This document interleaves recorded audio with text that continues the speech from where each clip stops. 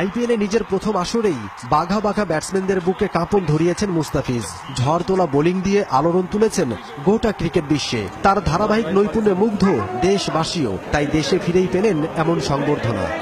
বাংলাদেশ সরকার যুব ক্রীড়া মন্ত্রণালয়ের পক্ষ থেকে আমরা তাকে জাতীয় বীরের খেতাবে ভূষিত করার প্রত্যয়ে আমরা তাকে আজকে একটি সম্বর্ধনা এবং ফুলেল সম্বর্ধনা এবং তাকে একটি রাজ মুকুট আমরা তাকে পরিয়ে দিয়ে আমরা এই জাতীয় বীরকে আজকে আমরা সম্বর্ধিত করেছি। আইপিএল এর অভিজ্ঞতা কাজে লাগিয়ে আরো শানিত হতে চান দ্য ফিজ খ্যাত এ কাটার মাস্টার। আমি এখনো ছোট, সবসময় শিখতে চাই।